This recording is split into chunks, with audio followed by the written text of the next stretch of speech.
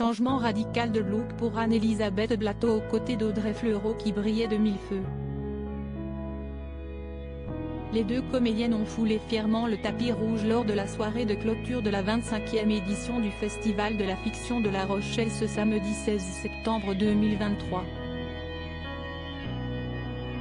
Cette année, pour la 25e édition du Festival de la fiction de La Rochelle qui s'est tenue du 12 septembre dernier au dimanche 17 septembre, c'est Audrey Fleurot qui a été choisie en tant que présidente du jury.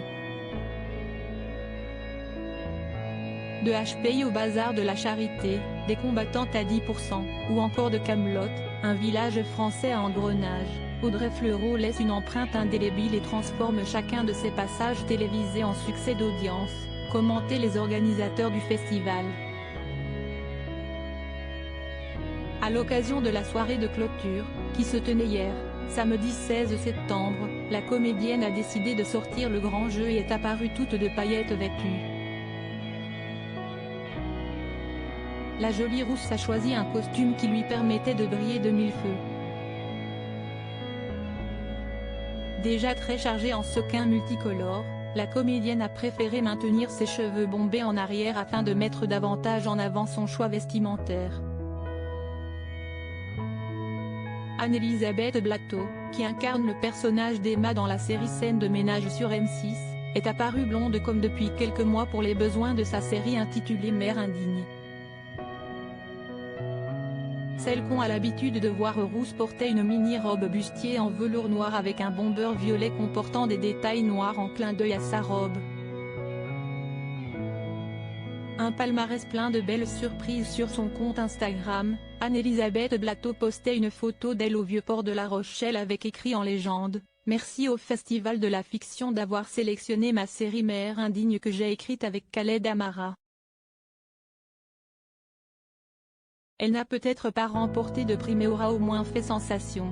Dans sa série, la réalisatrice et scénariste incarne Rachel, une femme de 40 ans qui fête son divorce. À sa façon.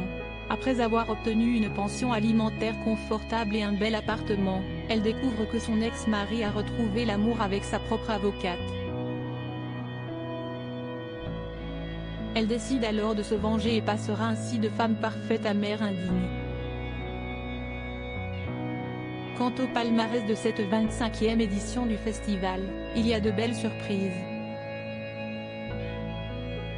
Loulou réalisé par Émilie Noblet, Arte, repart avec le prix du meilleur scénario alors que c'est à la joie de Jérôme Bonnel, Arte, qui remporte le prix de la meilleure réalisation. Philippe Jacot pourra, quant à lui, s'enorgueillir d'avoir gagné le prix de la meilleure musique pour Les Espions de la Terreur, M6. Oussama Kedam remporte, pour son rôle dans Loulou, Arte, le prix du jeune espoir masculin Adami alors que c'est Amel Chari, pour son interprétation dans À la joie, Arte, qui repart avec la version féminine. Pour la meilleure interprétation féminine et masculine, ce sont respectivement Louise Massin, pour Loulou, Arte, et Pablo Poli, pour À la joie, Arte, qui ont été primés.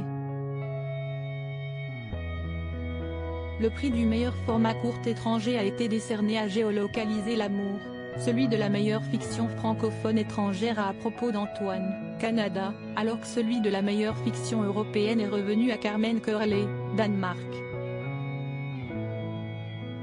Last but not least, Océan, Faire Famille, France.tv/ remporte le prix de la meilleure série moins de 20 minutes, alors que celui de la meilleure série 26 minutes a récompensé Parlement, France. TV/.